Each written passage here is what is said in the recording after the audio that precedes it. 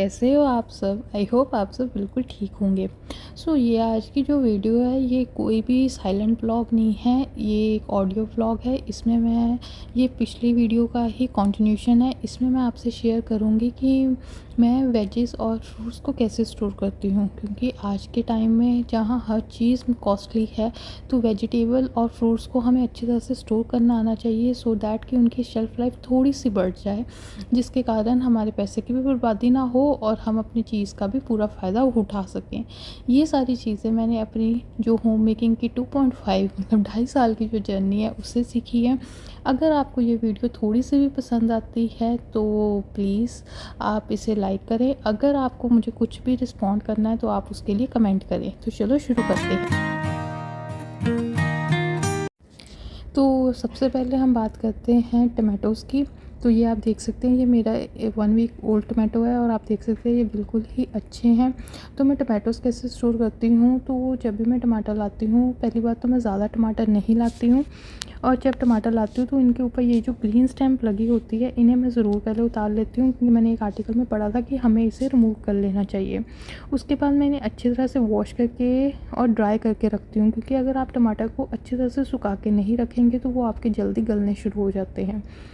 मैं इन्हें अच्छी तरह से सुखा के रखती हूँ। मैं एंड में आपको ज़रूर दिखाऊंगी कि मैं इन्हें स्टोर कैसे करती हूँ, जिसके कारण मेरे जो टमाटर हैं वो एटलीस्ट 1 वीक या उससे ज़्यादा चल जाते हैं। अब बात आती है अनियन और पोटैटो की। तो अनियन और पोटैटो मैं हमेशा अलग-अलग स्टोर करती हूँ। मेरे पास ये 3 टायर बास्केट है। तो इस बास्केट में सबसे ऊपर मैं वो प्याज़ रखती हूँ जो मैं नए लाई हूँ, और उसके बाद मैं जितने भी अगर मेरे पास पुराने प्याज़ पड़े हैं उन्हें मैं सबसे लोअर लेयर में शिफ्ट कर देती हूँ। इससे ये रहता है कि मैं पहले उन्हें यूज़ करती हूँ, और टमाटर जो आलू है वो मैं सेंटर में रखती हूँ। ये आप देख सकते हैं, मेरे सबसे ऊपर है नए प्याज़, सेंटर में आलू, और मैं पुराने प्याज़ जो है वो नीचे शिफ्ट कर देती हूँ।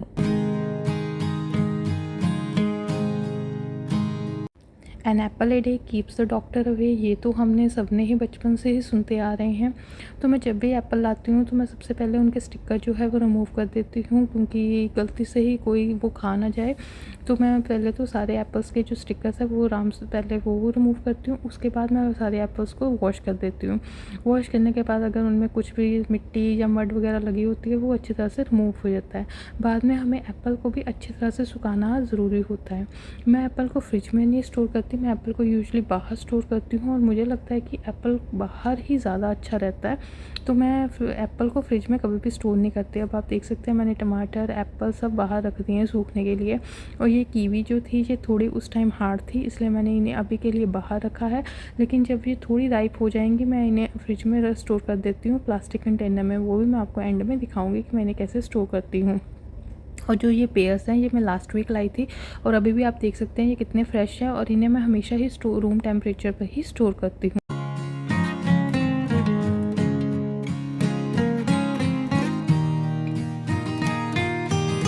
तो अब बात आती है मूली की। यहाँ पे मूली पत्तों के साथ नहीं मिलती है, तो मैं क्या करती हूँ कि ये जो इनके ऊपर डंठल लगी होती है, अगर तो ये साफ़ है मैं रख लेती हूँ, अदरवाइज़ मैं इन्हें तोड़ देती हूँ, और मैं मूली को लिफाफे में ही स्टोर करके रखती हूँ, और मैं लिफाफे में छोटे छोटे होल कर देती हूँ अपने हाथ से ही। तो ये सेम प्रोसीजर ही मैं कैरेट और शलगम के लिए यूज़ करती हूँ, और मेरी ये ऐसे ही 2 वीक्स के लिए बहुत अच्छी रहती है।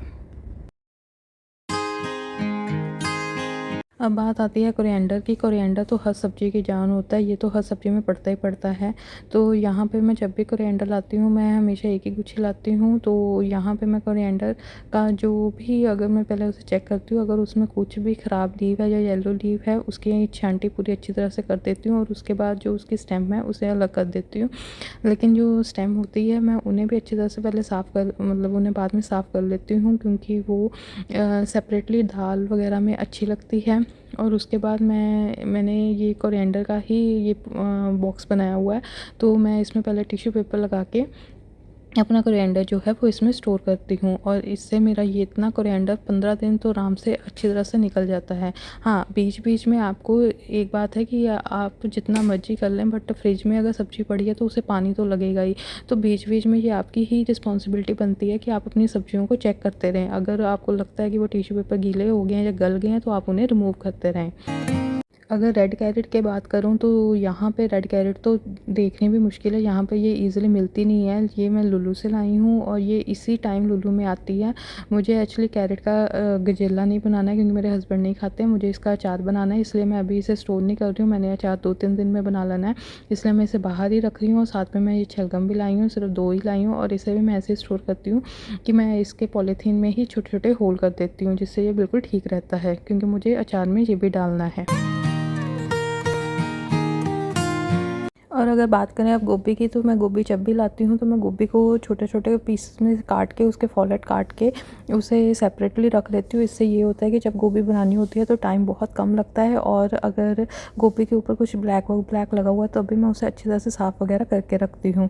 मैं गोभी के साथ उसके डंठल को भी इस्तेमाल कर लेती हूँ अपनी सब्ज़ी में, तो मैं डंठल भी इसी समय ही साफ़ करके गोभी के साथ रख लेती हूँ। तो मैं इसके लिए एक साफ़ बाउल लेती हूँ। बाउल आपका बिल्कुल ही सूखा होना चाहिए, और इस टाइम मैं गोभी को बिल्कुल भी वॉश नहीं करती, क्योंकि अगर आप गोभी को धोकर रखेंगे तो आप देखेंगे कि थोड़े टाइम के बाद ही गोभी के ऊपर एक स्लिपरी सी, एक वाइट सी लेयर सी आनी शुरू हो जाएगी, चिपचिपी सी एक लेयर सी आनी शुरू हो जाएगी, जिसका मतलब उसे मोल्ड लग गया है और वो खाने योग्य नहीं रहती है। तो मैं क्या करती हूँ, गोभी को बिना धोए ही ऐसे रखती हूँ, और ऐसे गोभी आप आराम से जितनी बार मर्ज़ी यूज़ कर सकते हैं।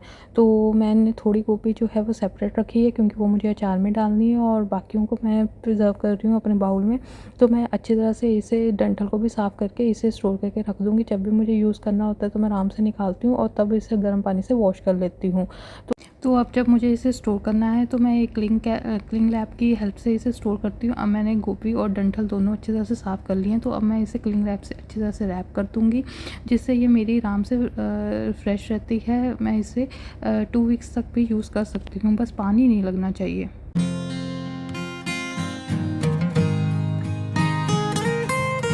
अब बात आती है स्ट्रॉबेरी को स्टोर मैं कैसे करती हूँ। तो मैं पहले एक बाउल में पानी ले लेती हूँ, और पानी में मैं नमक और 1 टेबलस्पून या 1 ढक्कन जो है वो विनेगर डालती हूँ, क्योंकि स्ट्रॉबेरी मेरे हस्बैंड को बहुत पसंद है, तो इसलिए स्ट्रॉबेरी मुझे लानी ही पड़ती है।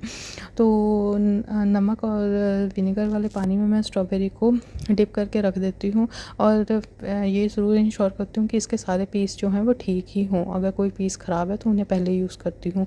तो इन्हें मैं इस पानी में कम से कम हार्डली आधा घंटा जो है अच्छी तरह से डिप करके रख देती हूँ।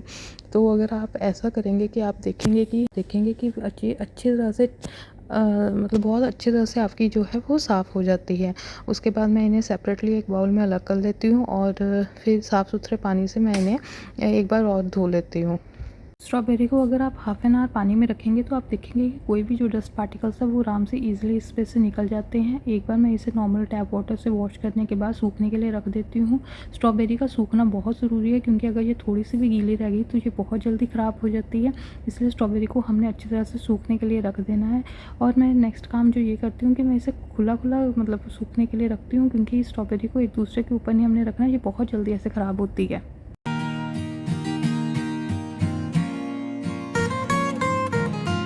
और अगर हम अब बात करें लेट्स की, तो मतलब जिसे हम सैलड लीव्स भी कहते हैं, तो मैं इन्हें भी हमेशा काट के ही रखती हूँ। तो मैं इसके स्टेम को जो है वो अलग कर देती हूँ, क्योंकि अगर आप स्टेम के साथ आप इसे स्टोर करके रखेंगे तो मैंने देखा है कि 3-4 दिन के बाद ही इसके कुछ लीव्स जो हैं वो मतलब नीचे से ये कसैली होनी शुरू हो जाती है, और कसैली भी बिल्कुल भी अच्छी नहीं लगती है। तो मैं इसकी जो लीव्स जब भी ये लाती हूँ तो इसके सारे लीव्स की अच्छी तरह से छांटी करती हूँ। अगर कोई येलो लीव होता है तो मैं उसे रिमूव कर देती हूँ। बट ये वाली जो लेटस है ये बिल्कुल ही साफ़ सुथरी थी, इसमें कोई येलो लीव नहीं था, तो मैंने इसे आराम से ही काट दिया। और मैं इसे कभी भी वॉश करके नहीं रखती हूँ, क्योंकि आप लीफी वेजिटेबल को वॉश करके नहीं रख सकते हैं, वो काले पड़ सकते हैं। जब भी मैं लेटस को यूज़ करना होता है तो सिर्फ अपना ये इसमें से सम पोर्शन लेती हूँ, और उसी टाइम ही उसे वॉश करती हूँ और उसे सैलड में यूज़ कर लेती हूँ। सो आप लेटस को ऐसे कंज्यूम करेंगे तो आप देखेंगे कि इसकी शेल्फ़ लाइफ काफ़ी टाइम बढ़ जाती है। मेरी इतनी लेटस आराम से 1 वीक तो निकल जाती है, क्योंकि हम रोज़ ही सैलड में लेते हैं, तो ये मेरी 1 वीक आराम से चल जाती है। पनीर हो गया, और अभी मेरे पास बटर भी पड़ा है, तो ये बटर मैं फ्रीज़र में स्टोर कर दूँगी, और जो पनीर है उन्हें मैं फ्रीज़र में स्टोर करती हूँ। जब मुझे इसे बनाना होता है तो मैं एक पैकेट को पहले ही, 1 दिन पहले ही बाहर निकाल के रख देती हूँ। मेरे हस्बैंड्स को चॉकलेट्स बहुत पसंद है, स्पेशली डेयरी मिल्क।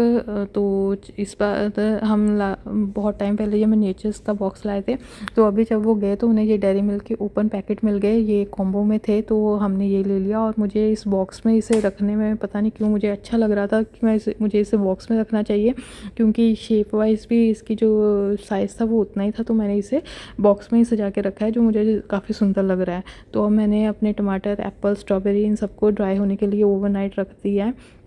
अब मुझे रात का डिनर प्रिपेयर करना है, सो मैं अब आपको मिलूँगी अगली सुबह। अब ये वेजिटेबल्स ये मेरे जितने भी फ्रूट्स हैं ये मैंने ओवरनाइट रख देनी है, ये सूख जाएंगे। तो अब मैं आपसे मिलती हूँ अगली मॉर्निंग। Bye bye. तो आज है संडे मॉर्निंग, तो सबसे पहले मैं स्ट्रॉबेरीज़ को ही अब फ्रिज में रख रही हूँ। तो इसके लिए मैं इसे अच्छी तरह से पोंछ के रख रही हूँ कपड़े से, और चेक कर रही हूँ कि कोई ख़राब तो नहीं है। तो ये मेरी आराम से 1 हफ़्ता निकल जाएगी। तो अब मेरे जो टमाटर थे मैं उन्हें भी अब स्टोर करके रख रही हूँ। ये मेरे जो थे, मेरे पुराने टमाटर भी पड़े थे, और जो नए टमाटर लाई हूँ उन्हें स्टोर करके रख रही हूँ। तो जो मुझे पहले यूज़ करने अपने पुराने टमाटर उन्हें मैं सेपरेटली स्टोर करके रख रही हूँ। तो ये जो मेरे पास बड़े बॉक्स में हैं ये मेरे पास नए टमाटो है, इन्हें मैं अंदर रख दूँगी। और जो पुराने टमाटर वो पहले यूज़ कर रहे तो उन्हें थोड़ा आगे रखूँगी कि वो मुझे दिखते रहें। टिश्यू पेपर ऊपर लगाने से ये बेनिफिट होता है कि जो एक्सेस पानी है वो टिश्यू के ऊपर लगता रहता है, जिसके कारण हमारे टमाटो जो है जल्दी ख़राब नहीं होते हैं।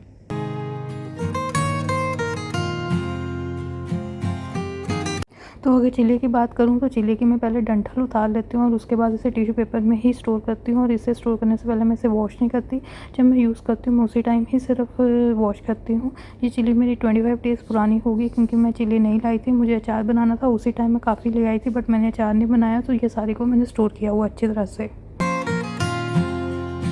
अगर मैं लेमन की बात करूँ तो यहाँ पे मैं बड़े लेमन लेकर आती हूँ, और इन्हें मैं पानी में ही स्टोर करती हूँ। आप देख सकते हैं ये कितना, इनका पानी भी अब गंदा हो गया है, तो ये पानी मैं प्लांट्स में यूज़ कर लूँगी। बट आप देख सकते हैं कि लेमन बिल्कुल ही ठीक है। तो जो छोटे लेमन जो इंडिया के होते हैं वो मैं नहीं लेकर आती, क्योंकि वो मुझे ज़्यादा रस्सेदार नहीं लगते हैं, और वो पानी में जल्दी गल जाते हैं। लेकिन ये मुझे बहुत अच्छे लगते हैं, क्योंकि ये बहुत जूसी होते हैं, सो मैं यही हमेशा लेकर आती हूँ। तो अगर मैं अपने गार्लिक की बात करूँ तो गार्लिक मैं अपनी ये क्यूट सी बास्केट में ही रखती हूँ, और मेरा गार्लिक मैं फ्रिज में नहीं रखती, ये बाहर ही रहता है। तो अगर कैरेट और बीटरूट की बात करूँ तो कैरेट को भी मैं वैसे ही स्टोर करती हूँ जैसे मैं मूली को स्टोर करती हूँ। मैं इसके पॉलीथीन में भी छोटे छोटे होल कर देती हूँ, जिसके कारण जो है मॉइस्चर रिटेन नहीं रहता, जिसके कारण ये नमी नहीं इन्हें लगती। तो ये आप देख सकते हैं मैंने छोटे छोटे होल किए हुए हैं। और अब बात कर लेते हैं बीटरूट की। तो बीटरूट को मैं इस बॉक्स में स्टोर करके रखती हूँ, नीचे टिश्यू पेपर लगाकर। तो टाइम टू टाइम इन्हें भी चेक करती रहती हूँ। वो अगर जिंजर की बात करें तो जिंजर को तो पानी बहुत जल्दी लग जाता है, तो मैं इसके लिए माइक्रोफाइबर क्लॉथ यूज़ करती हूँ।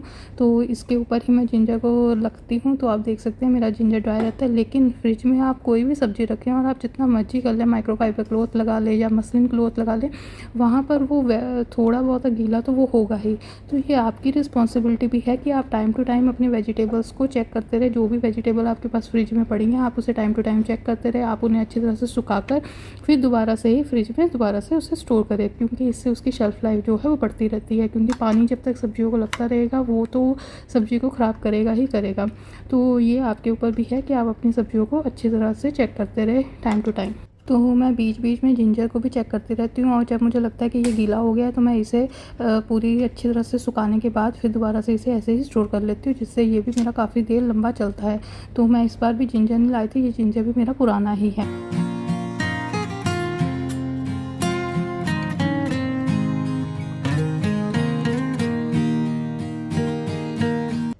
तो तो अब बात कर लेते हैं ग्रीन कैप्सिकम की। तो मैं ग्रीन कैप्सिकम को क्लिंग रैप ही करके रखती हूँ, मैं इसे ऐसे ही स्टोर करती हूँ। अगर हम बात करें रेड कैप्सिकम की, तो रेड कैप्सिकम जल्दी ख़राब हो जाती है as compare to green capsicum. तो मैं उससे विद इन वीक और या फिर 2-3 दिन में उसे कंज्यूम कर लेती हूँ। लेकिन ग्रीन कैप्सिकम को जब मुझे यूज़ करना होता है तो मैं इसे क्लिंग रैप ही करके रखती हूँ और ये मेरी काफ़ी अच्छे से लंबे समय तक रह जाती है। तो ये देख सकते हैं, ये शिमला मिर्च भी लाए हुए मुझे 7 से 8 दिन हो चुके हैं। ये मैं पिछले हफ्ते लेकर आई थी या उससे पहले लेकर आई थी। तो ये मेरी अभी भी ठीक है और इसके लिए मैं एक फूड कंटेनर ही यूज़ करती हूँ, तो मैं इसमें इसे स्टोर करके रखती हूँ। थोड़ा बहुत तो जुगाड़ हमें घर में ही करना पड़ता है, क्योंकि हर किसी के लिए अब हम बॉक्सेस नहीं ले सकते, क्योंकि मेरे पास मेरा फ्रिज इतना बड़ा नहीं है। तो मैं इसे ऐसे ही स्टोर करके रखती हूँ।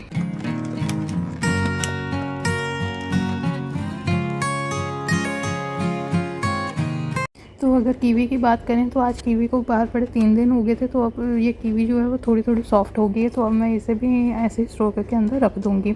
आई नो ये वीडियो थोड़ी लंबी हो गई है, सो अगर अगर ये तरीके आपको फ्रूटफुल लगे या यूज़फुल लगे तो प्लीज़ लाइक करें। और अगर कोई ये वो तरीके हैं जो मैंने अभी तक सीखे हैं, और मैं ऐसे ही अपनी सब्जियों को स्टोर करती हूँ। इन फ्यूचर हो सकता है कि मैं नए और तरीके ढूँढूँ जब मुझे मिल जाए।